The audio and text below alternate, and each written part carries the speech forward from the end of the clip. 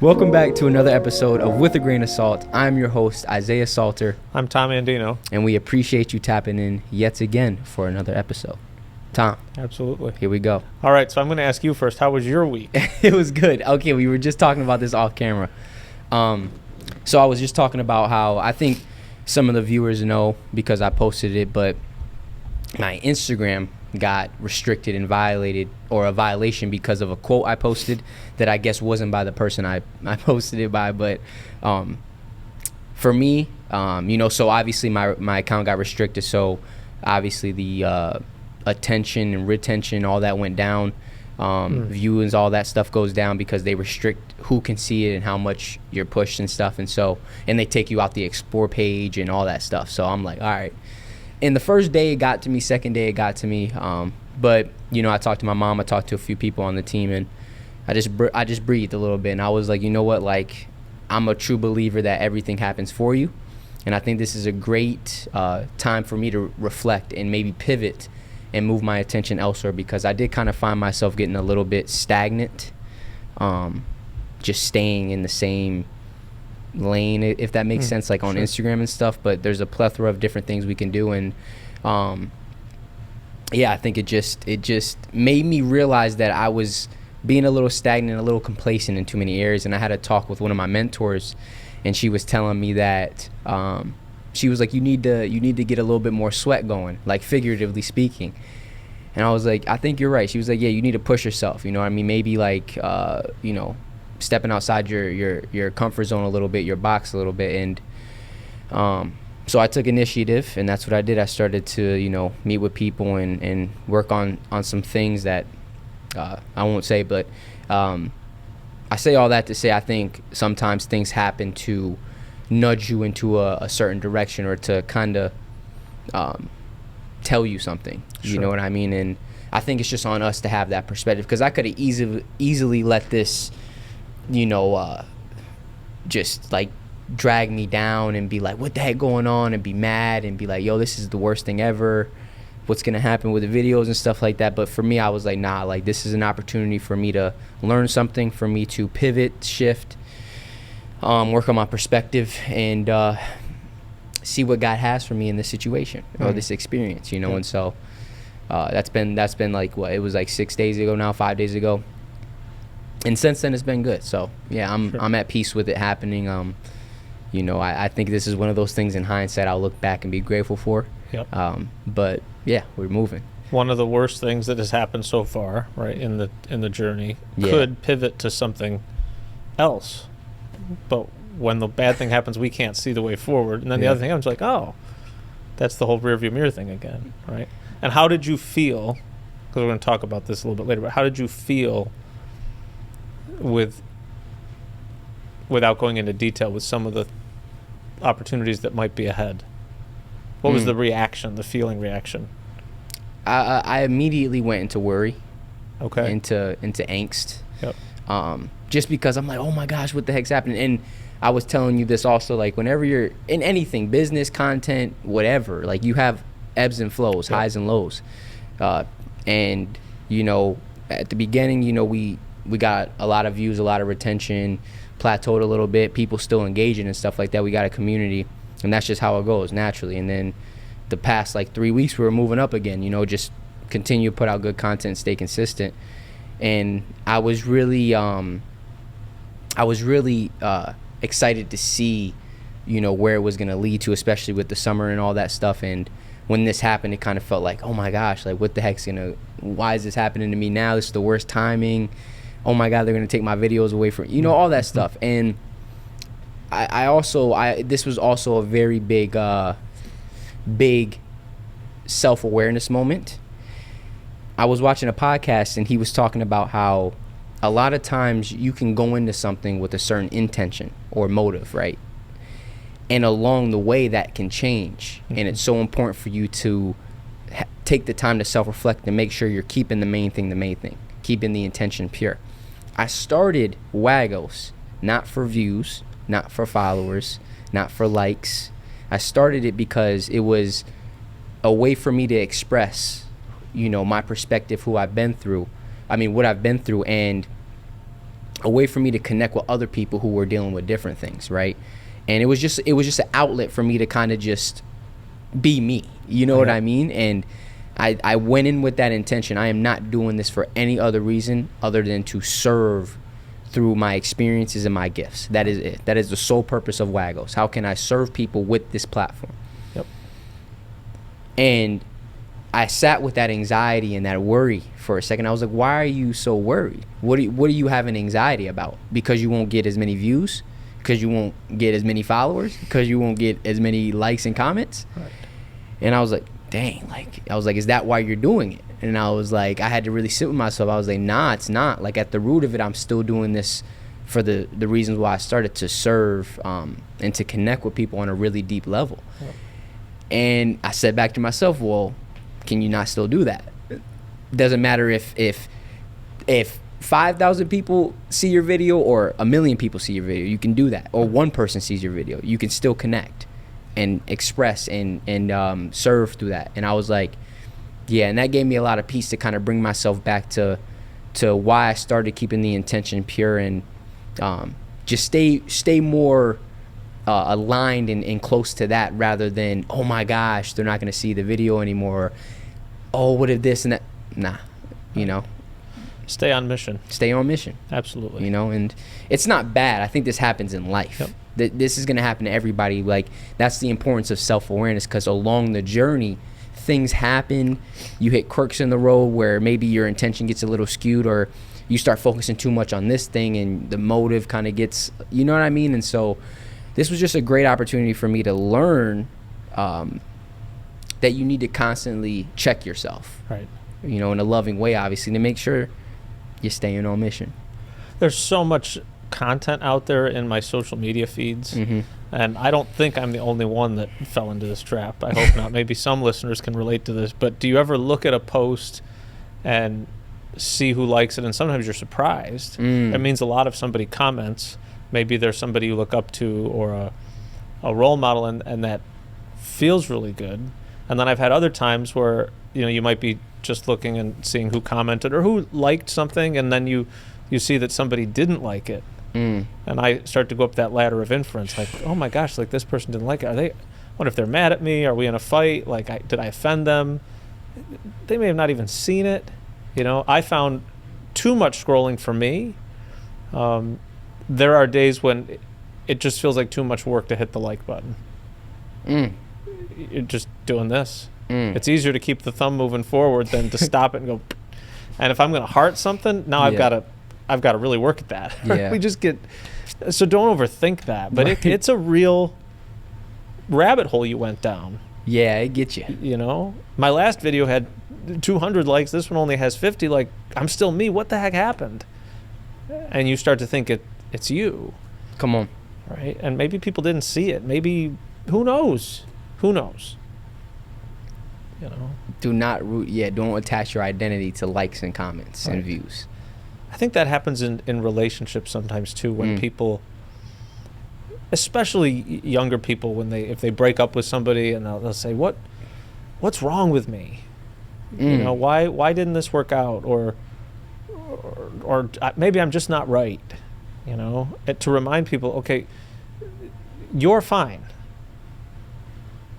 You're just not right for him or her. Right? You're not a good fit. Or what? Like, don't change that into that there's something wrong with you, that you're defective, that people should send you back. Right. You know, be careful about how you know, it could be easy as a content creator to think, well, people didn't like that video, they must not like me. Yeah, I see that. Maybe they didn't resonate with the topic. Yeah, absolutely. Absolutely. Right? Don't take everything personally. But it's really hard when with those things that you're creating, when you're a creative person, that's like a child that you're putting out into the world. Come on. Yeah. And I've realized too, like, my goal, I realized the goal of trying not to care what people think was a very pointless goal for me, because I naturally just care about what people think. I've always been that way. Like, people know, my passion is people. I love people. Yep. So I'm just prone to caring about what people think. I was like, okay, well, I know I'm not going to not care what people think, but how can I how can I care more about what I think rather than what other people think, if that makes sense? Like, I'm not going to live my life based off of the opinions and perceptions of other people. You know, I'm going to live based off of who I know I am. And so when I post, yes, subconsciously I care about what people think. Oh, are they going to like, are they going to, but that's why self-awareness is so important, because it always brings me back to having that inner dialogue. Like, oh yeah, you do care what people think, but you know why you posted this, because it resonated with you and it's true to you. All right, that's all that matters. And that inner dialogue, it's like, all right, cool. We just go about it. And if people like it, they like it. If they don't, they don't. That's why take everything with a grain of salt, you know? Right. That's right. You're right. And I was very, that's why I never, people don't know, but I didn't tell anybody, you know this, I didn't tell anybody I started Waggles when I started posting. Yep. Nobody close to me knew I was doing this other than one of my teammates who was helping me with some of the videos, like going out and doing interviews. And I did that because knowing myself, I said, if I tell everybody what I want to do, I'm going to allow way too many external opinions and perceptions into my process. And that's going to skew what it's meant to be. I said, I'm going to go in with no expectations, with the right intentions, and just embrace it day by day, right? And let God guide me through this journey. Because I told you, I felt like Waggles was a gift given to me. I'm just a vessel it comes through. So I was like, how can I just be faithful to this seed and continue to take it day by day, step by step? And I think when you do that, it just releases the pressure that it has to be something for other people. Right. When I was like, I'm just having fun. I was posting, you can go back on my TikTok when I first started posting, I was getting 200, 300 views. Right. You know, but I was having so much fun with the process of just creating content and trying new things and learning and figuring out stuff, you know? And I just always try to stay rooted in that. Why are you doing it? And having fun with the process, not allowing the process to be dictated by likes, comments, and views or opinions. Right. You know what I mean? Like, not to go on a ramble, but there's a book called The Creative Act, A Way of Being by Rick Rubin. And he said, the audience comes last. When you're creating whatever it is, you're making something, the audience or the viewers come last. And he said this because, and at first I was like, that's wrong. You want to do stuff that people like, right? Sure. But he was saying like, make things that truly resonate with you, that are true to you, and attract the right audience from that space. He said, don't look around seeing what everybody likes and then try to make stuff that people like, because then somewhere along that path you're going to start doing things that aren't true to you because other people like them. Right. No, make things that are true to you, that are rooted in your truth and are genuine from the person that you are, and attract the right audience from that space. And that's what I've seen through my creative process that really works. And I found that out early. That's the authenticity. Yeah. That's the word we talk about all the time. Just be you. Come on. There will be people out there shopping for you. There just will be. And when we try to chameleon and try to be like other people, or this person does that or that, then we lose our identity into this like amalgamation of, it gets hard to tease out what was mine, why did I start this, what was my purpose. But with you, the content is so driven. What you're trying to do, I think, is not something to do but invite people into a way of being. And because it's that closely linked to you, it's like you're creating content but you're not, right? Because you're just being you. You're not out there, shooting a documentary or, hosting a game show. This is you, and you're the content. It's the whole like, you're the thing. Right. As you were trying to get this started, and I have something to say, but you just have to get out of your own way and just say it. And that's how you started, right? I said, take your phone and go out in the backyard and just talk. Right? That's how you started. But it's easy to get, well, I don't have cameras, or I don't have this, and we get trapped in but the whole thing that was urging you on the whole time was that I think I have something to share with people. Mm-hmm. But all the trappings were a roadblock. Yeah. Until one night you were just like, okay, here I go. Man.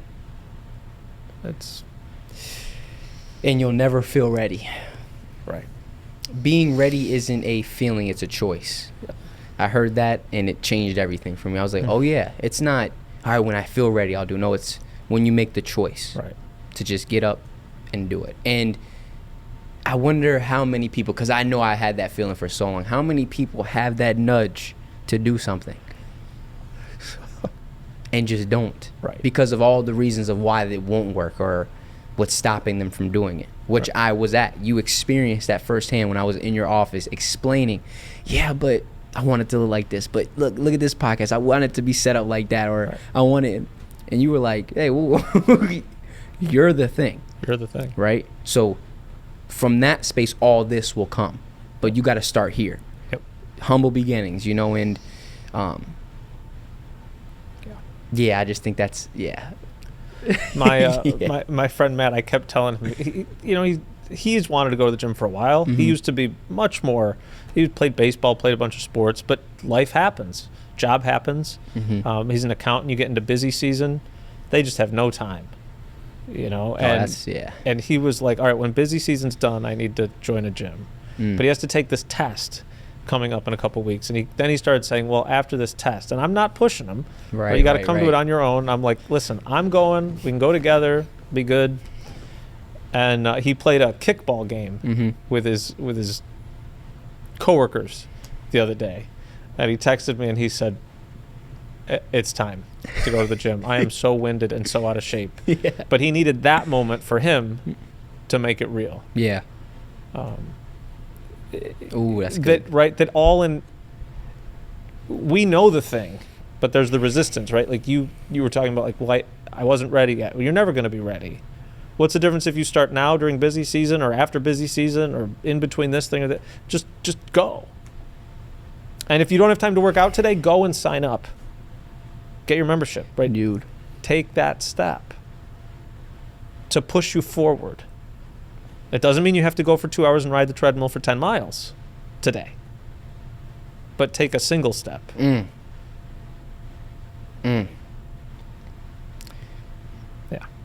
You know, it's crazy you saying that. I'm reflecting. I'm like, now that I think about it, before I graduated and had a lot more free time, I was more productive.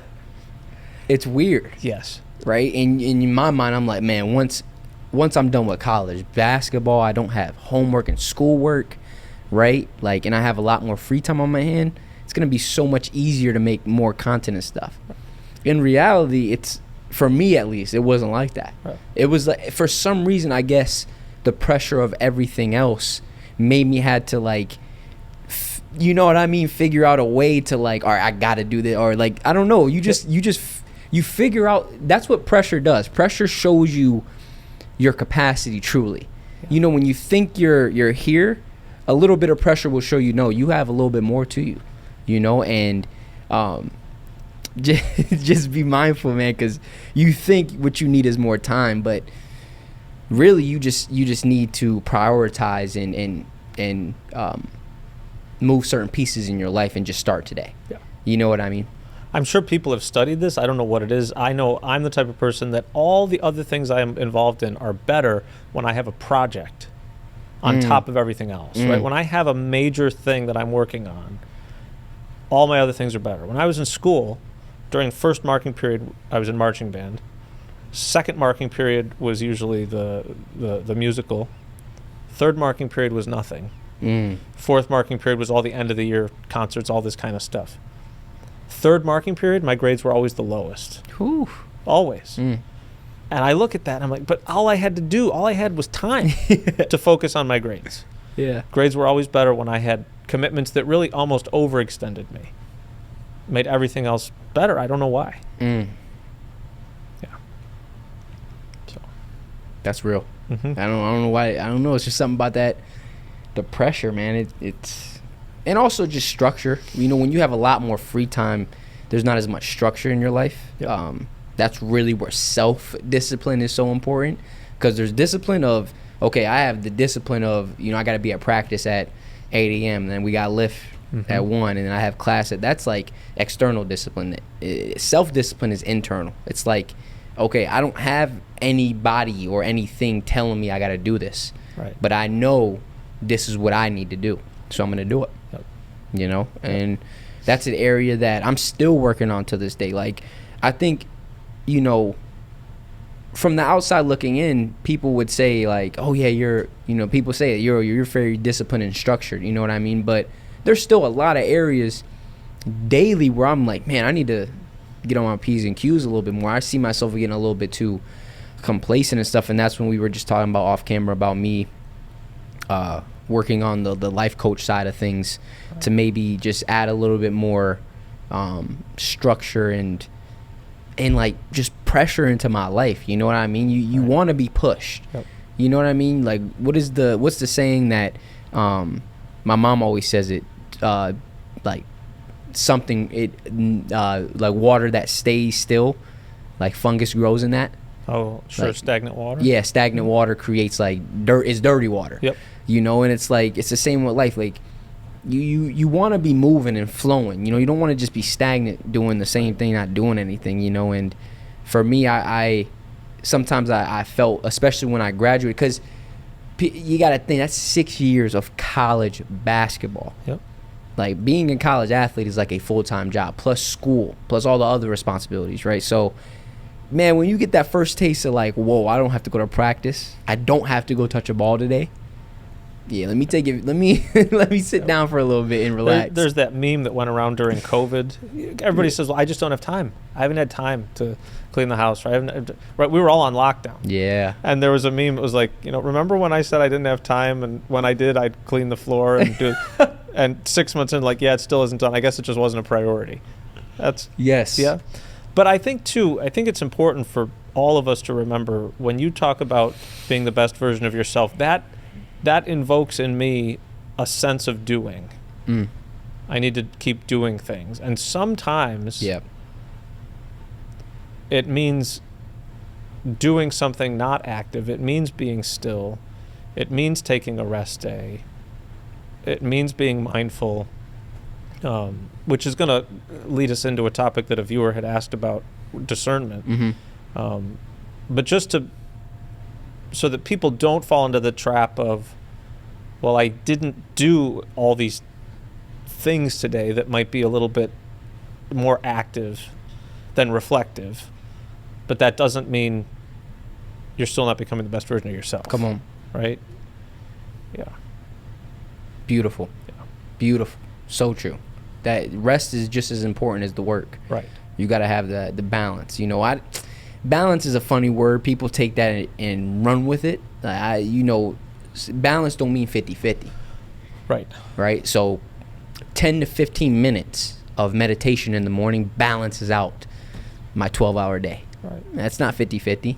Right. You know what I mean? So figure out what the balance is for you. Yeah. And I heard this, I think it was David Goggins, and he's right. There's certain times in your life, especially when you want to become the best version of yourself, where you're going to have to learn how to live without balance. You just do. Yep. My life moves in seasons. You're going to have seasons of incredible balance. Everything feels perfect. Right. Then you're going to have other seasons where it's like you got to push yourself a little bit harder, further than you ever thought you could go, and there's not going to be a lot of balance. Right. You know what I mean? And then you're going to have seasons of rest. Yep. Like we were just saying, understanding that, you know what, I gotta really recoup, be reflective, take time for me. Right. And I think so often people will, when you look back, I would just urge you to be careful not to beat up the former version of yourself. That, I think we talked about this last time. I know I talked about it with a friend of mine this week, that the person that you are in front of me today takes nothing from the person that I met in my office 2 years ago. Now, it can be easy to look back and say, man, I'm glad I'm not like that anymore. Or to recognize the work that you did. But sometimes we can fall into the trap of just denigrating that version of us. When really, the real tragedy would be if you looked back 2 years and saw that version and the version today was the same. But that version of you pushed you forward, got out of its own way, did the hard work to get you where you are today. You know, I think it's so interesting. Sometimes people will write a letter to their former self, or will write a letter today to your future self. Wow. And give it to somebody to hold on to for 10 years and then mail it to you, or 5 years. Like, you know, dear future Isaiah, it's me, Isaiah. Yeah, I did that. And go through That's that. crazy. Yeah. You know? Wow. What do you have to... That can be just really... It's like a time capsule. You know? Yeah. I about teared up when I read mine. Because Really? I wrote it before I came to Lemoyne. Okay. So I wrote to my past self. I wrote to my past self. It was the summer before I came to Lemoyne. Remember how that was the most reflective summer of my life, where it was like the 8 to 12 every morning, meditation, reading, journaling, prayer, right, watching podcasts, just doing a lot of deep dive. But yeah, I have it in my journal too. I wrote to my past self. So I said, I think I was talking to myself like maybe like 2 or 3 years ago prior, or like high school or something like that. I was just like, keep being open-minded, keep on pushing. I said, I was like, in April of 2021, something crazy in your life is going to happen. Don't be scared. It's okay. Yes, in the moment, you're going to be like, why is my whole world crashing down? But you're going to look back and be so grateful for that, because it built something in you that you didn't realize was being built. And then I wrote to my future self, right? And there's obviously a lot more in the past self. I wrote to my future. I said, man, tell me what Lemoyne is like. I'm incredibly anxious. I'm so scared. Like, does it really work out? Do I meet amazing people? Like, come on, like, what's going on? Like, please, like, tell me. And I was like, to my future self, I said, I promise you, I'm going to keep working. I'm going to keep doing the inner work. I'm going to keep taking it day by day, step by step. I promise you I won't stop working, but I just need to know, how is it? And after, I think it was after, I want to say last summer, I read that, and I almost started breaking down because of how transformative that first year was here. Yep. I almost started breaking down. I was like, man, like, bro. And that's the, like you said that in a previous episode, celebrating your wins, the milestones. Man, I just had so much gratitude for that person, right? Yes, I'm not that Isaiah anymore, but that Isaiah, like, had the resilience and the grit to just keep moving forward, even on the days where he didn't want to. You know, that's the thing. Like, man, like, that stuff is just, I have nothing but gratitude for that. Yep. You know, I'm not going to beat that. Yeah, I've made some crazy mistakes throughout my college career, high school, all that stuff, and I've done some things that aren't aligned with me anymore, but I'm not going to beat myself up for it, because all those were just lessons that I can learn from and put into this version of myself and continue to grow and move forward. Yeah. So last week we talked a little bit about, because I was getting ready for a road trip, about the journey versus the destination and what you remember. I love it. So I went with a friend to Hershey. Yeah. Never traveled with this friend before. Mm-hmm. Had a great time, and I was thinking about today's podcast and what happened in the last week, and saying how, for me, the journey is so much more now as an adult than the destination, like when I was a kid. And one of the memories that I still makes me laugh out loud, we stopped at this gas station because my gas light went on. Okay. In I don't know what town. This was the most beautiful restroom I've ever seen in my life. In the middle of nothing. It was just nothing. Yeah. So I come out, and my friend has this big bag of beef jerky. I was like, what are you doing? He's like, I love beef jerky. I like try all different kinds when I travel. He's like, do you want some? It was delicious. Yeah. I've never had beef jerky, right? And I was just laughing the whole time at that. You know, when you think you really know somebody and you learn something else. Yeah. I said, this I will remember. That's beautiful. From this trip. Come on.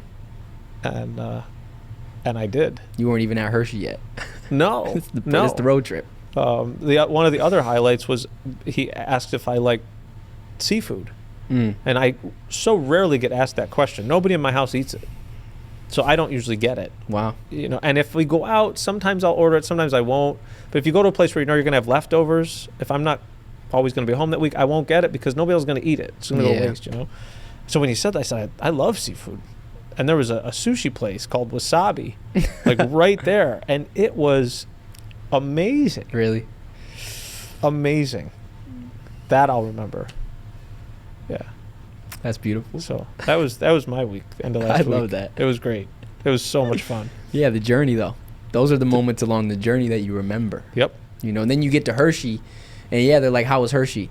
Yeah, I mean, during the road trip, you know, you start telling them about the journey. Yeah. You know, we went to this place, and then we did this thing. This bathroom I got to tell you about on the road there. Yeah. Oh, my gosh. And the park was great. Yeah, you know, right. I don't like heights at all.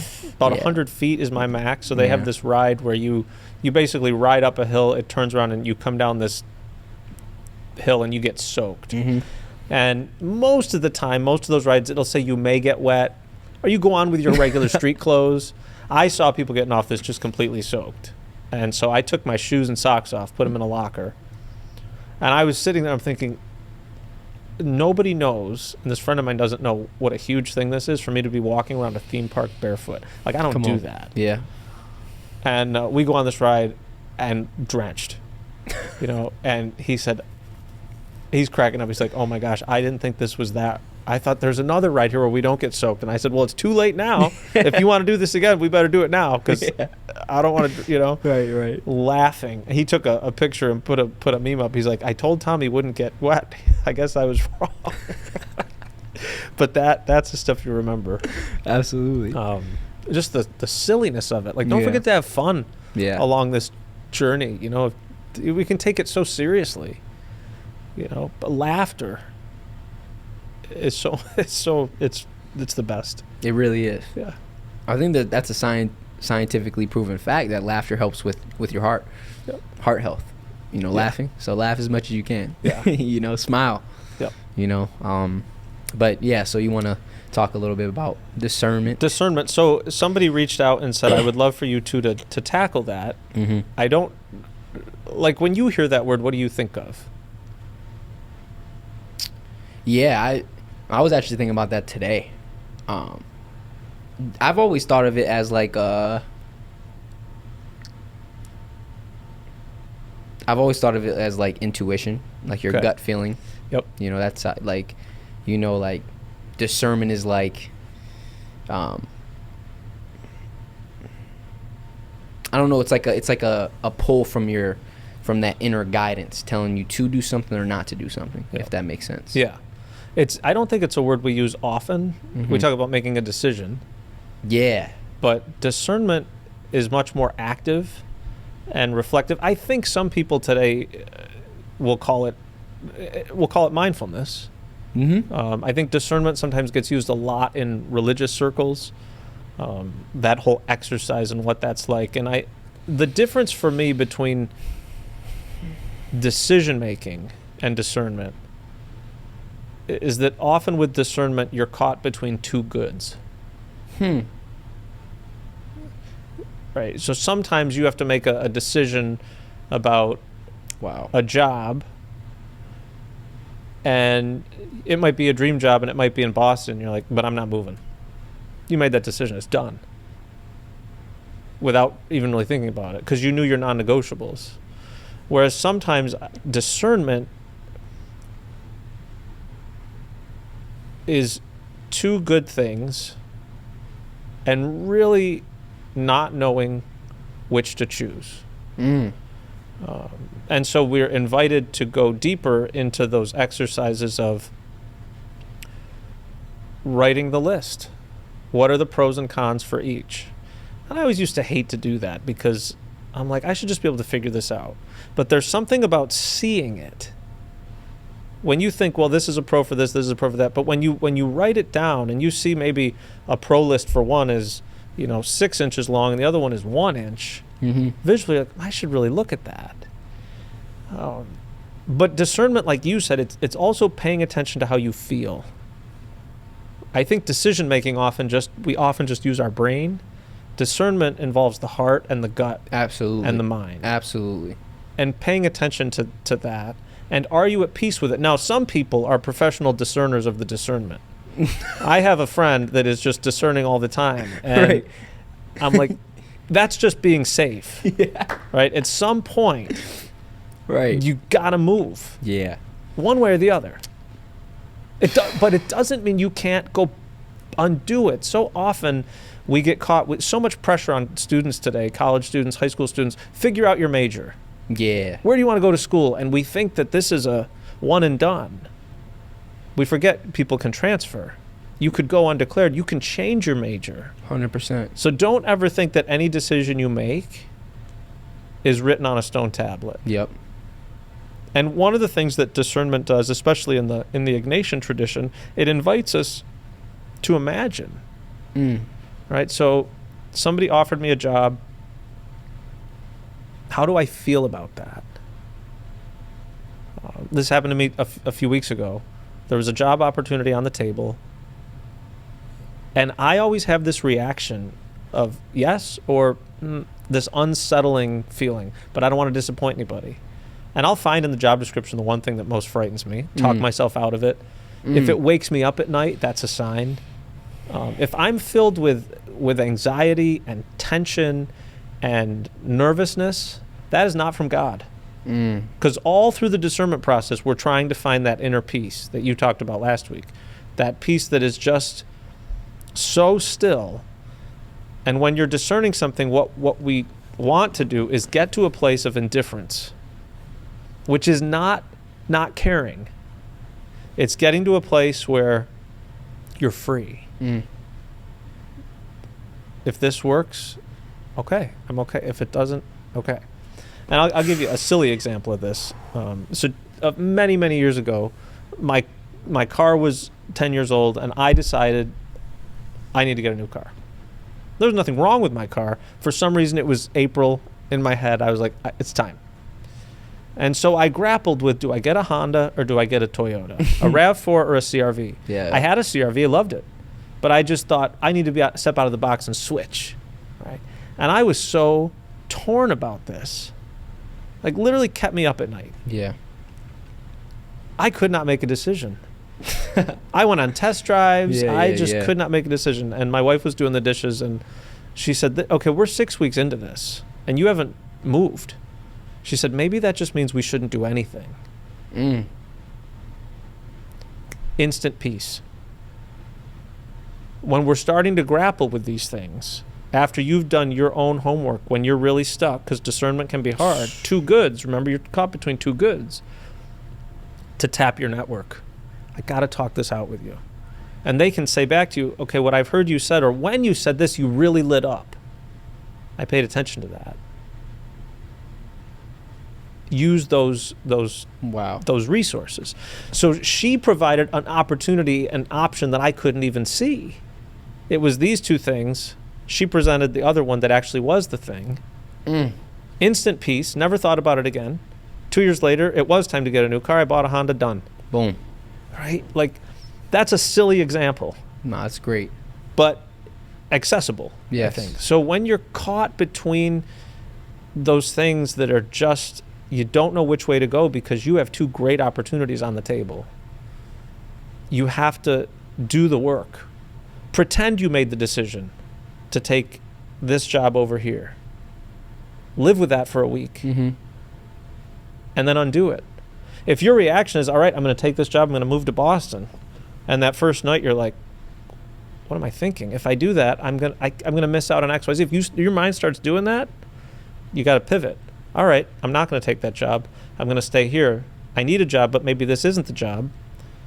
I'm not going to do anything. And then if you start arguing with yourself, but you could do so many things, right? Pay attention to that yin and yang.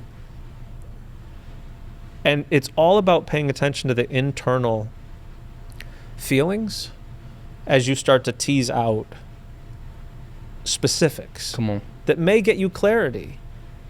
Maybe you need to go to Boston. Put yourself in the environment for real. See what that's like.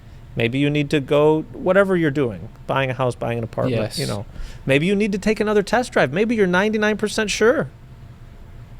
But I need to check a couple more things. I left a meeting this week, and there's some new opportunities that might be headed my way. And they said, do you have any questions? And I said, nope. I'm at total peace. And I'm still at peace. But then I got home and I had logistical questions. Yeah. I'm like, I better reach out to them and clarify some of this before we finalize this. But it's not enough to not do it. But just sometimes you have questions after you went to a meeting and thought you had all your answers. When you reflect some more, pay attention to that. I don't know what you think about that. That's amazing. Everything you were saying. I have a million thoughts. The first was, it reminds me of remember I told you day 2 I got on campus, I had an anxiety attack or panic attack, and I called my mom and I said, I'm coming home. That is a prime example of, I mean, I don't know if this is the right use of the word, but you need to discern where the feeling is coming from. Yes. Because that feeling in that moment was coming from a place of fear, right? And the unknown. I was so scared and doubt. Like, I was like, I don't know if I can do this. I am incredibly scared. I want to go home. If I would have made that decision, that would have been the worst decision I've ever made in my life. If I told my mom I'm coming home and I actually went home, I mean, there is no this right here. Absolutely. There is no this right here. And so she said that. She was like, and I was like, Ma, I feel it in my gut. I'm not supposed to be here. She's like, whoa, take a breath. You're only there. Like, so it was day 2. So I came a week before because I was with the grad students. She was like, take a breath. She was like, it's better to try and fail than not try at all. She said, you know what's waiting for you here. You know. You're going to have to live with us, get a job, forget about your master's, figure something out. You know what's waiting here. She said, give it 2 weeks. Let people come to campus, get a workout in, get acclimated. And if you still feel the same way, then you can come home. Sure. Right? But just give it 2 weeks. Don't act out of this right here, this one moment. You know what I mean? And so I did. And it turned out to be the best thing that ever happened to me. You know what I mean? Yep. And so in that moment, it was really important for me to not allow my emotions to drive my vehicle in that moment. Right. Now, here's the balance. I think I like what you said about discernment being like the feeling, right? Like, you're discerning whether this is the right way or this is the right way. What do I do? And not always using your head. I think there's people that rely way too much on feelings, and then there's people that rely way too much on their logical thinking. You have to have a balance for you, because balance is, personal. Right. But figure out that balance for you between logical and emotional, and that's where, for me, discernment comes in. Like, okay, from a logical standpoint, ABC. Now let me tap into how I'm feeling. Right. ABC. All right, let's see where the dots connect or where they don't. Right. Yeah. And so that is, for me, it's been, and I love that you said the good and good, because that, now thinking about it, discernment for me, like, it's never really when it, like, you know when something's good or it's not good. Right. Like, okay, if I do this, like, if it's go A or go B, and B is bad and A is good, that's easy. You know which one is hurting you. But, like, if A and B are both kind of good decisions, that's where discernment comes in. You have to do that work of, like, okay, I got to figure out, which one is best for me. Right. And I think for me, a lot of that comes from trusting my intuition. Yep. I think God gave us intuition. Everybody has intuition, that inner voice. I saw a video of Morgan Freeman talking about it, Yep. And I think the thing about it is a lot of people just neglect it. They don't ever really tune into their intuition or their inner voice. And the more you neglect it, the more it diminishes, the less you're able to hear it. And that's why a lot of people get stuck in certain situations or relationships or places that they don't really want to be in, because they're not listening to the guidance that God gave them. Right. A lot of people, want God to literally speak to them. They want to hear a voice in their ear. They don't even realize that God gave you an inner voice and you're not listening to it. Right? You don't think that's the voice. Nah, that ain't it. No, it's there. Oh, yeah. I promise you, it's there. And I think it's just important for us to listen to it. So, and that's kind of how I view discernment. Yep. of just listening, really tuning into my intuition, and weighing the pros and cons of everything, like you said, and then making a line decision. Yeah. It's really peeling back the onion and making sure that you have all the information you need to do a good discernment. I knew that the one job that was on the table, I met with people, it still felt right, but I knew I needed to meet with the person that was doing the job because I had some reservations. And when I met with that person and they were explaining to me the job, I felt inside like a dry and barren desert. And I knew, I'm like, this is not the thing. This is just not the thing for me. Come on. Where I got torn up about it when I went home, I knew it wasn't the thing for me, was turning down the people that asked me to do it in the first place. Because of the jobs that they hold and who they are in my life. That's what kept me up for the next 4 nights while I tried to figure out how to tell them this is not the thing. And then I went through all the worry after I sent the email. They're going to hate me. I checked Facebook. Are they still liking my posts? Like, this is real. Wow. What we go through. And another opportunity has come along with through those same people. And when they shared this with me, this idea, I had complete peace right out of the gate. And that has scared me. Because knowing me, I keep waiting for me to talk myself out of it, for me to be awake at night. That has not come. And so they keep calling and checking on me, like, how are you feeling? How are you doing? I'm like, I'm great. There's a lot of unknown here that Tom normally just doesn't like. But something about this, I feel complete peace about it. So it's moving forward. So it just paying attention to how you feel. Because what we talk about with discernment often is consolation and desolation, right? Consolation is that peace, joy, contentment. Even though there may be things that are unknown, you're still okay with. Desolation is, it's not life-giving. It's you're anxious, you're dreading it. It keeps you up at night. You're not eating, right? That's desolation. Wow. And nothing in desolation is coming from God or the Spirit. Nothing. So if that's how you're feeling, revisit your choice.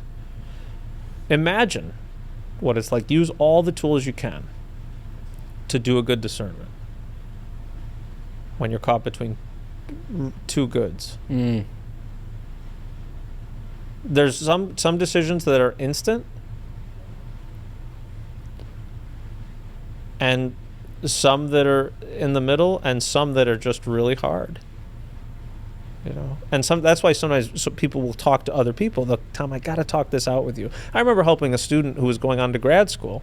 They wanted to go to law school, and their top school was Boston. But they were worried about the money. They were worried about if they would get in. Well, they did get in. Yeah. Okay, but right, so be careful. Like, they were trying to make a decision before they had all the information. But you're not in yet. Right. Okay, now you're in. Now we got to deal with this. Right. And they said, they came to me because they said, you're the only person that I can talk to help me make the best decision for me. Because my friends don't want to hear it because they don't want me to go. Right. Right? And my parents are nervous because they want me to be safe. So we talked it out. And what I noticed through the whole conversation was that as he was going through the list of the schools, it quickly came down to 2. And then at the end, all he kept talking about was Boston. Over and over and over again. Yeah. And so I reflected that back.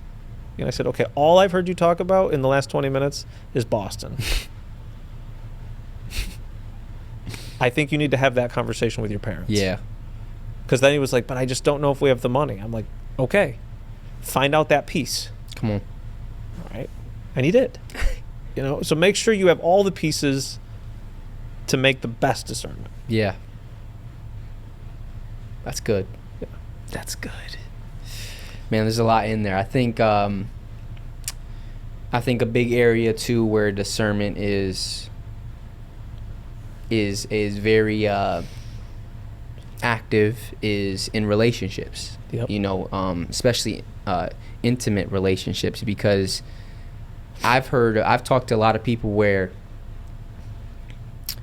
they're struggling between, I really do love this person, and it's not even a horrible relationship, but I realize that where I'm going and where she's going as far as visions, dreams and stuff isn't aligned.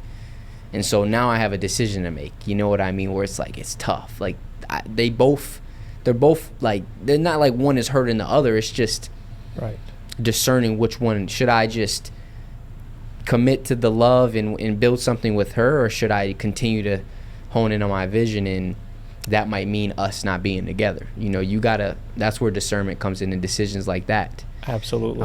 Which isn't easy. And you have to let the person make the decision for them. Yeah. You know, I know some friends that were faced with this, given circumstances, and one person felt bad that the other person might give up certain things to move, to be with them for a while. And really that wasn't their decision to make. They're a couple. Yeah. All right. But the other person knew what they were sacrificing to choose being with you, and to making the sacrifice that had to be made for now, not forever, in order to do that. Yep. You know, so we're only free to make our own decisions. Come on. Interiorly free. And because it comes down to grappling with, well, but why would they choose me? You know, kind of thing, right? But that's their decision to make. Right. Yeah, that's a great point. Yeah, you got to let people make the decision that's true to them, not what fits your box. Right. Another thing you can do too, if you're not, like, I know this happens with people when they sign for college. I've heard these stories. Like, I didn't want to come. There was a true story. A friend of mine did not want to come to Lemoyne, and they had signed the paperwork for another school, and they signed it, and the next morning they woke up petrified that they had committed. And they ran down to the mailbox, and thank God they said they hadn't taken the mail yet, and they pulled it, and they made the deposit for Lemoyne that day. Wow. They just knew this other school wasn't for them. But they felt pressure from other people. Yeah, that's a great example. Yep. Ooh. So give somebody else, like, hey, can you mail this from on your way to work? Yeah. It buys you some time. Yeah. That is a great example. And it goes back to you need to discern whether you're making a decision out of fear or, you know, really being aligned with what you want to do. Yep. You have to, because so many people will use the escape. Oh no, it just didn't feel right. No, you're just allowing the fear to keep you in this situation. Like, you think, you know, you're really just making that decision out of fear. Yep. Really are. And you need to be able to discern that within yourself. Where is this, you know, feeling coming from, and why am I making this decision, or why am I not making this decision? Right. Is it truly because this isn't what's right for me, or is it just because I'm scared? Pay it. Yep. And how do you do what's right for the us, right? When there is an us. Yeah. Right. Oh man. Yeah. So it's huge. My wife is very much. She's much more when we first got married, she was much more a feeler, and more carefree, and I'm much more a thinker, and more practical. Yep. She's much more emotional. Yeah, right? yeah. I think we've kind of switched in the recent years. But anyway, she really wanted to buy into, Disney has this thing, it's called a vacation club. Yeah. We took the tour. If we had bought it on our honeymoon, knowing what we know now, I would be the happiest guy. But it's a lot of money. Yeah. I was like, I don't know, and we don't know what the future's going to bring. We must have taken that tour 12 times every time we went. And finally we were in a place where I remember going and thinking, okay, I can justify the numbers. Like, this actually does make a little bit of sense for our family. And I could also give into the emotion of when you sign, you get this backpack. Yeah. I'm like, that's the most expensive backpack I've ever owned, right? You better take good care of that. Like, but we finally got to a place where I knew the math. I knew maybe it could work, but I didn't feel at peace about it. Mm-hmm. Like, to me, there's nothing worse than a vacation that you're on that you don't know how to pay for. And you're not enjoying the vacation. Heck But no. finally, we got to a place, and I was like, okay, I know what this is. This is a lot of money. But I was at peace with this. And I remember we heard the tour again, and we had always said if they ever open up this one resort, man, we wish we could buy in. And they did in 2019. Yeah. And we thought, man, we're going to get to use this. And then 2020 hit in the pandemic. And then 2021, I was in the hospital. We didn't get to use it till 2022. But we had banked the points and done the thing. And, I remember when we signed, and my wife looked at me and said, so we doing this? I said, yep, I think we're doing it. And it was, again, it was not, as I'm writing the check, there was no panic. There was no, what did we just do? Come on. In fact, the next day, I woke up and I said, I think we need 25 more points. She looked at me, she's like, what and why? And I went through the whole thing, because I always do. Yeah. She's like, okay. So we called our guy, went back, met with him again, and we got to add 25 points to this contract. But sometimes the decision that you will ultimately make may still happen. It just may not be the right time, the first time you discern it. Right. It's very be open true. to that. It might come back. Yes. Yeah. Yeah, absolutely. Yep. I like what I think that also shows a good point, because I think this is a proven thing. Like, naturally, women are more emotional. They're more in tune with their emotions and intuition and stuff. Like, I learned that from my mom. My mom's intuition is ridiculous. Like, when she says something, I need to listen. She has a certain wisdom about her that I think is just very, deep rooted. But something I've often heard from women is they look for that in a man, to be able to make decisions, because it helps them to feel more secure in the relationship. Like, if like a lot of, like, it's if they're always like having to answer the questions and figure everything out, and you're kind of just like floating and stuff, that's like, it's kind of like, yo, you know what I mean? But like, when you're secure and you're like, all right, we're doing this, boom, no, all right, I trust you, boom, right. There's no, like, even if it doesn't work out, they're there, you know what I mean? And then y'all could pivot. But like, I think women say all that to say, I think women can feel, especially from a man, when you're not sure about certain things. Sure. If that makes sense. And I think that's where discernment is incredibly important, because when you really give that time and you build that inner peace, it helps you just to make the decision and trust that whatever happens will be okay. Right. Well, if something down the road comes where maybe we realize we shouldn't do this, we'll work on it then, and we'll navigate or pivot. But I'm not going to be shaky with this. We're going to do it. You know. But yeah, that was just a quick point. Yeah. Lisa has asked me with this other job. She even commented, she said, she was the one that highlighted for me. She said, anytime there's been a job opportunity for you where you have not felt at peace with it, you have had a visceral reaction to it. And I haven't seen that happen yet. She pointed that out to me. The power of a woman. I was like, you're right, because it hasn't. Come on. But she was waiting for it, because she knows my pattern. Yep. She knows you. Yeah. She just knows. Like, this is, and she's like, you're like oddly at peace with this whole thing. And there's so much unknown. I'm like, I know. So, yeah. That's consolation for sure. Yeah. And that's the beauty of having a really solid woman by your side to help you with those situations. I'm still waiting on my time, of course, but Yeah. My mom said this to me the other day or other week. She said she realized, because she had been, especially in her early years of teaching, like the first 10, it was really tough for her, trying to find because my mom is she's such a special person, and she really loves teaching, like truly loves the art of teaching and being able to speak life and nurture these kids. But if you're not in the right environment where people don't value that, it can be really tough, right? It could be really, really tough. And so she had been in a job or in an environment that she did not like. It was very like miserable, for lack of a better term. But she told me something. And she was like, she realized that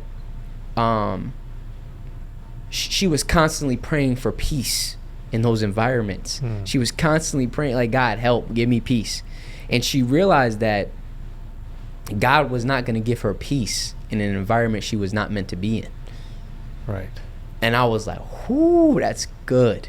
Like, I think a lot of times we need to look at why we feel so contracted and miserable in a certain place, instead of just asking for peace or, God, take away this misery. What if it's there because you're not meant to be there? Right. You know what I mean? And that's something you need to discern too. Yep. Like, do I really need to be here? Because there's a big difference between a little bit of discomfort and being miserable. Like, knowing I am not meant to be here. Yep. You know what I mean? I've had certain experiences, relationships, whatever. You're like, I know this is not, this ain't for me. Versus, like, there's just some times where it's like, yeah, this is incredibly, uncomfortable, but I know this is part of it. Like, growth is uncomfortable. It's painful sometimes. I got to endure. Yep. But, sometimes you need to listen to the signs and see what's going on inside and out. Because... And it's okay to wait. Yeah. For those signs. Yeah, it is. Right? When God wants you to move, he's going to make it obvious. Yep. And when I made the decision, I knew in February that I had to leave the college. February of 2020. Yeah, that's a great 24? Yes. No, 23. No. 23. Oh, it was 23. 23. Yeah, it was. I'm bugging. Yep. And I knew that. But I was like, maybe it's me. Maybe I can make this work. And this went on for months. And I kept waiting. I knew that quote in my head, God's going to make it obvious. And I was at a meeting in June.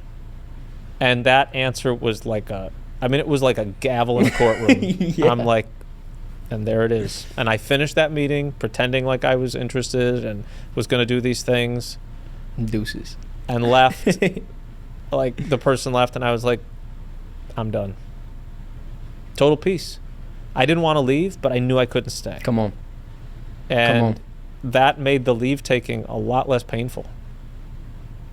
Because I had wrestled with it since, a good 5 months. That when I finally got the answer, I was like, there it is. Yep. And could be scary to leave something that was so familiar.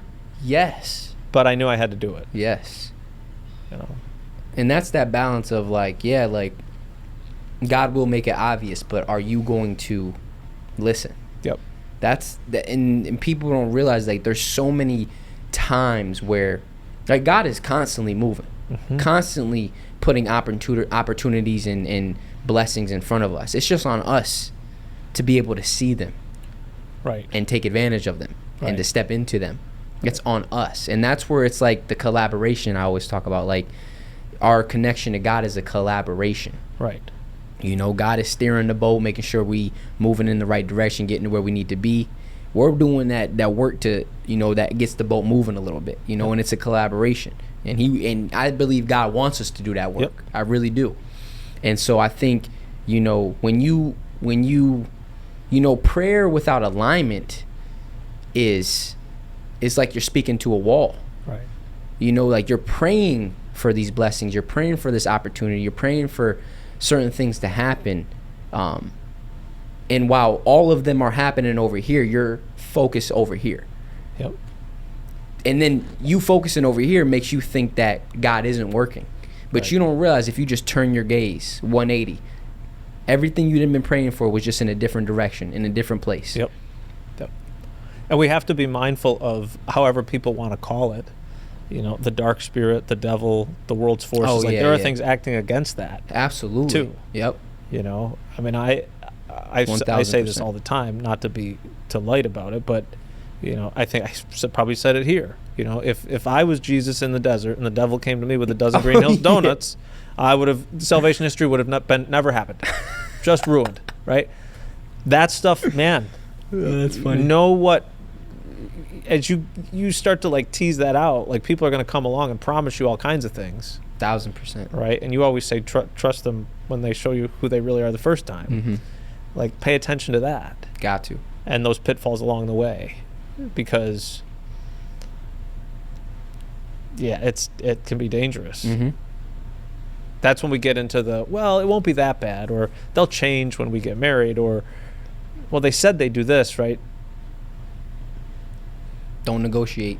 No, don't negotiate yourself. No self-negotiation. Yeah, no. And I think that comes with time. As you get older, as you've had other jobs. Come on. Right? I'm at a point where I could walk into that job interview and say, I'm 48 years old. This is how I work best. If you want me to be locked behind a desk in this kind of environment, I'm not the guy for you. It's just not going to work. I wouldn't have said that at 24. Wow. Or 18, 20, but I'm closer to retirement than starting my career at this point. Right. So if you really want me, this is what you're getting. Yeah. Right. I love that. So That's really, there's a little freedom in that. Yeah. Yeah, there is. Yeah. There is. I love that. That's so real. And I think, like you said, just there's lightness and darkness in this world. It's the law of the universe. Absolutely. There's always going to be light and dark, right? Yin and yang, right? This is ancient wisdom, ancient knowledge. You need to be mindful of, there's that saying, where your focus goes, energy grows. There's a reason why people in the same environment are having two different experiences. One person is, for lack of a better term, focusing and feeding the darkness. Another person is focusing and feeding the light. That's what you'll get back in return. Yep. To give you an example, focusing and feeding the darkness. Coming in to work, complaining, focusing on everything that's wrong, being negative, judging, gossiping with your coworkers. Right. Focusing on how you need this and how they can't do this and this is that and this is so wrong about this. Right? Flip it, the light coming in. I'm grateful for this job. How can I show up for my coworkers? How can I make the most out of today? Right? Like those slight shift, it changes everything, and that's a prime example of, just feeding more into the dark and the light. And it's the same in life. Like, people be wondering, they praying for the light, focusing on the dark. Right. You're not going to get dark. I mean, you're not going to get light back. You're going to get what you focus on. Right. Right. That's why you need to make sure that you're aligned with what you're praying for. Right. Right. A lot of people are praying for things that they're not aligned with. You can't, it just won't work. Right. It just won't work. And so that's a part of discernment, I think, is just making sure that I'm aligned with the things that I'm asking God for, I'm praying. Right. To the Creator about. So often, I think prayer becomes, we go to prayer like a vending machine. Yep. God, give me this. Mm-hmm. God, give me that. We rarely ask God how he wants to collaborate with us. Come on. Which I think is huge. But more than that, I think what might be maybe a healthier way to look at prayer is to pray for a disposition. Lord, help me to be open to what's coming. Come on. Down the path. Come on. Or, I pray that when an opportunity is in front of me, that I might be able to discern what is from you. Come on. Rather than, God, just give me a job. Right? To pray for that openness, or whatever that emotion or that disposition, I think is the best word. Yes, it's great. Rather than the thing itself. That is beautiful. Yeah. Come on. I was laughing when you were talking about that story and thinking about something that happened at home a couple of years ago. And I think the dishes had just been finished. Like, Lisa had finished and kind of was like, the kitchen's closed. And Carolyn asked if she could have a piece of cake or something. And my wife asked her if she was going to use a knife. And the way that she said it, like, Carolyn froze, and we were all like, yes, I'm going to use a knife. And my wife's like, fine. And Carolyn looked at me, and I looked at her, and we just busted out laughing. Now, my wife is an amazing woman who keeps the house running. Yeah. Now, maybe the conversation that we need to have is, how can we better help her do some of these things, right? Like, don't leave dirty dishes in the sink or put stuff in the, right? But we joke about that now. Like, even my wife will say to Caroline, like, she's like, are you going to use a knife? And we'll laugh. But like you said, to be able to, right, we're in the same environment. Yeah. Having a very different experience that day. And it was just I don't know, just an enlightening moment. Okay, the conversation we need to have is not whether or not Carolyn can have cake. It's, how can we help Mom better in this kitchen? Come on. That, and I want to go back to the disposition thing. That is beautifully put. And I've told you this, like, my prayer every single day is, God, I am open and receive whatever you have for me in whatever way it looks. I think when you pray for certain things and you put them in this box, right, you're almost closing off yourself to God by saying, God, it has to look like this. I need this to happen. It needs to be like this. Yep. What if that's not what God has for you? Right.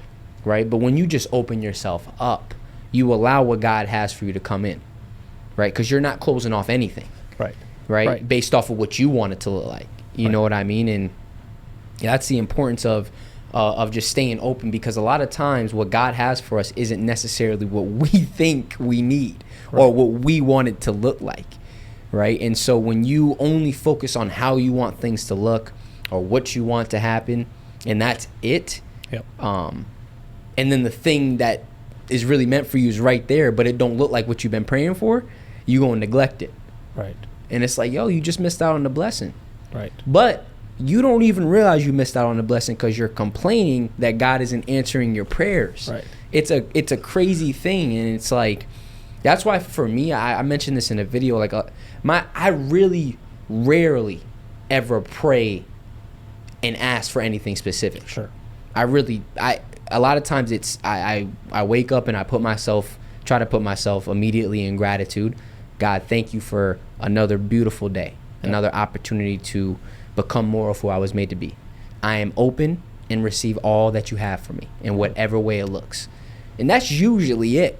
Like, that's usually my prayer. And then, I'll do some journaling or the meditation where it's more like listening to my body and giving myself that space. But for me, that's just helped me tremendously, because now I'm not going through life only looking for specific things that I had prayed for. So where's it at? Right. Where what I mean? I'll move. Well, you moving blessings now. You move. I don't need that. I want, Right. And so just don't close yourself off to God, because you'll be amazed. Do you remember the day that you decided to come to Lemoyne? Like the calendar date? The calendar date? Do you remember the date? I want to say, so I think we got on the phone June 11th. Okay. I want to say I committed like the 16th. June 16th of 2022. So it was that summer. Okay. Mm-hmm. There's a Quaker saying, a friend of mine wrote a song about it. The quote is, "Let us give thanks for unknown blessings already on the way." That's good. Right? Yeah. So I look back and think, okay, Tom, what were you doing on June 16th of that year? Come on. That there was an unknown blessing already on the way to you had no idea about, and it would not be revealed to you for quite some time in the person that you are. It's really interesting to think about that. That's amazing. When I talk to different people, like, what's your birthday? Like, what year? Like, what was I doing on July 1st of such and such a year? Like, there are unknown blessings out there already on the way. Already on the way. So to pray to be open to receive them when they cross our path. Come on. Yeah. And that's where so we're going to use this term, and we're going to do a whole episode on this, because I think you can tie in the Christian perspective, but we've talked about manifestation. Sure. That's how I view it. So if you knew, right, if God said, listen, I already set up the table, your seat is waiting for you, just keep on moving down that direction. The seat's already here. You would already believe that you're there. Like, you would already know, oh, I have the seat. Sure. So now I'm not like chasing after it. I'm just going to keep on staying faithful and going down this path, knowing that my seat is already there. Yep. Right? Yep. Yep. So it's going to allow you to be more present. That's how I view manifestation. It's not, manifestation for me is embodying the emotions and the feelings of what it would feel like to be in that seat now, and being present and aligning your energy in this moment, so that it doesn't feel like you're chasing after the blessings. It more feels like they're coming to you. Right. If that makes sense, like you had just said. Yeah. A lot of people hear the term, especially religious people, and just close up. Oh no, that's not of God or anything. It's just different languages for the same thing. That's how I see it. But I think when I put it like that, a lot of people understand and kind of can relate. I don't know what the Bible verse is specifically, but it says, pray as if you've already received. I'm not sure what Bible verse that is. I just know I've seen it before. That's a prime example of how I view it. Sure. Pray as if you already received these things, because you have. Right. You have. You know what I mean? And yeah, I think it just gives me a lot of peace in this moment to know that I don't need to be anywhere else but here. Right. And everything will take care of itself when it's time. And all these things, the desires of my heart, the dreams and visions that God placed within me, like, they're gonna happen. Yep. Just keep on taking it day by day, step by step, living in the moment, trusting the process. Sometimes the answer is not yes or no. Sometimes it's just not yet. Stay in the moment. As you get frustrated, or maybe you hear some you might think the answer is no, you might think it's yes, or it might just be not yet. Come on. Yeah. Sorry. Might be a good place to end. No, we got time. I'm thinking of when I was a kid, like, if, let's say, your mom or stepdad or dad or whatever it was said, like, we're gonna go to, I'll take you to get ice cream or something, sure. Right? If you keep on asking, there's that one that just tips over, we're not going no more. Go. Right. Be patient. Yeah. You trust your mom, You're right? My mom said she's gonna take me to get ice cream today, right? I'm gonna be patient. I'm gonna trust her. But my impatience, me being a kid. Sure. Mom, can we get ice cream? 5 minutes later, Mom, you said we're gonna ice cream. Isaiah, if you ask me again, we're not gonna go. An hour goes by. Mom, you said we're not going. Boom.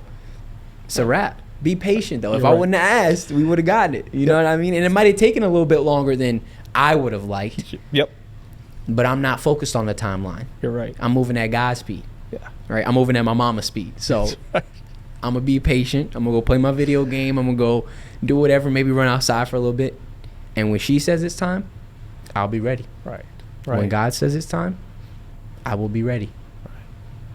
Yep. Come on. Yep. I mean, we got 16 minutes. Oh, you got to go. No, I'm good. Yeah. I mean, we could talk for a little bit. I'll just cut that out. But yeah, so I think that's a huge part of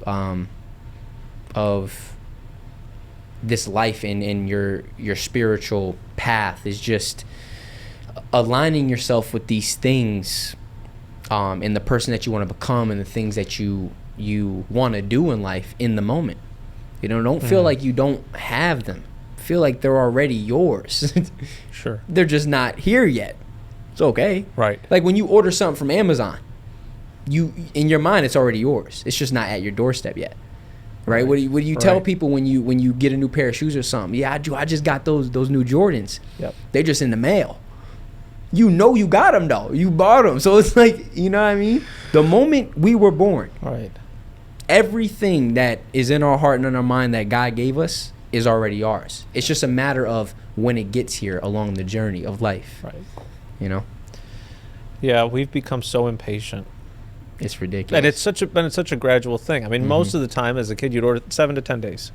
7 to 10 days. And you could, I mean, even if you express mailed something back then, it was maybe 3 to 5. Yeah. And there have been times where we've ordered something on Amazon at 10 o'clock the night before, and it's there the next morning. Tell me about it. We don't know how to wait. Prime, Prime, yeah. We just don't know how to wait. And I think because it can be hard to wait and sit in the in-between, especially when, I mean, it's a different kind. When you're younger, I mean, time just seems like forever, waiting to go get ice cream or do something that you love. So you try to think of something to do while you wait, because otherwise my parents would always say, well, just go to sleep in the back seat, because then when you wake up, we'll be there. It's like, there's wisdom to that. Yeah, there is. Just go to sleep or do something to take your mind off it. I mean, I find myself doing a lot of waiting these days. Come on. My last scan was clear. I don't think you knew that. I did not know that. That's awesome. But I had the scan on a Monday. I met with a doctor Wednesday. He came in. He said, I still don't have your results. And he said it was taking 2 to 3 weeks because so many radiologists had retired. So I got mine 2 days after I met with him. Okay. But usually you meet with him to go over the results. Yeah. So it's kind of like, well, why am I here? Yeah. Could have rescheduled. That's hard to wait for. But there's many things in life like that it's hard to wait for. But good things take time. Yeah. Yep. Watching my flowers grow is hard to wait for. We used to get a lot of 6-packs, plant little 6-packs. Yeah. The season is so short here. And I learned this from a gardener friend. He said, go to the nursery, buy the hanging basket pots, take it out of the pot and plant it in the ground. We have... that's actually smart. We have impatiens this year that were in a giant pot. They look like shrubs. Like we put them in and it's like instant flower, And because I don't want to wait for the little 6 inches to grow. By the time I pull them out, it's going to be, I'm already knowing. So. It's so real. And I think we'll do an episode on patience too, because that's something a lot of people struggle with. But I always say, patience isn't just waiting. It's about the posture you have in seasons of waiting. It's about your perspective, about your attitude and your energy. Because if you're trying to rush the process, if you're trying to hurry everything up, if you're, oh my gosh, here we go again, that's impatience. Right. That is not patience. That is the opposite of patience. Right. Patience is, listen, I'm releasing the timeline. I'm not worried about when, or who, or how. I'm just going to focus on what and why each and every day. Every single day, I'm going to keep my intentions pure, take it day by day, focus on embracing this moment, because I know at the end of the day, all that I really have is this moment. Right. And I'm going to trust that when things are meant to happen, they'll happen. Yeah. And if they didn't happen yet, it just wasn't its time. Right. And that's okay. Right. You know what I mean? There's so much peace in that. There's a song that I like. One of the lyrics is, from the waiting comes the sign. From the silence comes the song. It talks about all the different dualities that in our waiting, something is revealed to us, right? You can't hear a song in your head if you're just filled with noise all the time. So from the silence, you might hear a melody, right? From the spending comes the gift. Come on, man. I just appreciate the subtlety of that. Yeah. That. I think maybe that's why you like meditation so much, because we're just bombarded. Even when we're not doing anything, you're bombarded by noise. 1,000%. Vibrations, dings, weather alerts, text messages. There's just information all around us. I think the current generation is not going to, they're never going to struggle with not knowing what's going on, but learning how to filter it.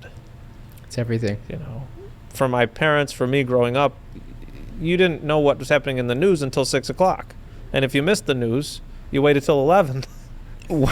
Right? Like, that's the reality. You waited for Dan Rather at 6. We got everything now. Oh, now. Yeah. On demand. We tell my girls, we used to, there was a phone number we could call to find out what the temperature and the weather was going to be that day. That's wild. They're like, what? It's called the time and temperature number. Yeah. I never. And they knew look that. at me like, Yeah, that's kind of wild. yeah. Now they don't even have to look. They just ask Alexa. And she tells them. So true. That's actually wild. Yeah. Delayed gratification. Yep. That's the key. It's so important for success too. You know, think about going to the gym. It's all about delayed. Excuse me. It's all about delayed gratification. Yeah. You know what I mean? Like, I think I did push-ups yesterday. I think I did. Like, I'm telling you, like, I'm surprised because I've done them with the trainer, but badly. Wow. And she kept telling me, like, we've modified them and we've done different things. Like, I literally think I did 3 sets of 10 whole push-ups yesterday. And I'm saying that because I don't believe it. So when I see her tomorrow, I'm like, on now. This is what I did. Can you just check this? Cause, You did. Yeah. I'm like, because I think I did. Come on now. I love it. I was like, wow. And I was able to get up. Yeah. Man, the first time we did them without, like, assistance, I think I did 6 or something. And she was like, you know, and don't ever get to the point where you feel like muscle failure. And I was trying to get, and my arms just like gave out. And she's laughing. I'm like, it's okay. Yeah. So it's beautiful. It's pretty fun. Last thing is just, you know, if you're in a season of waiting, especially when you're waiting on a blessing or an opportunity, realize that a lot of times the blessing and the opportunity is actually the waiting. And that to me gives me so much peace because now I don't ever get into this mode of wait. Excuse me. I try not to get into this mode. Sure. There's nobody perfect, but of waiting on things to happen for me to feel a certain way or, oh, finally it happened. No, like a lot of times this where I'm at is the blessing. What I'm in is the blessing. Yeah. This is the opportunity. So let me embrace this. Yeah. You know, I'm not waiting on a blessing. I'm embracing the blessing of waiting. Yeah. You know, the opportunity of waiting and working on my patience and my resilience and my gratitude. You know, it's so important. So I love it. Yeah. Well, that was a great episode. We will see you guys in the next one next week. And most importantly, remember to take everything you hear and see with a grain of salt. We appreciate y'all. We love y'all. Any sign outs, Tom? No, have a great week. Yeah. Have a great week. Great week. Deuces, y'all. Boom.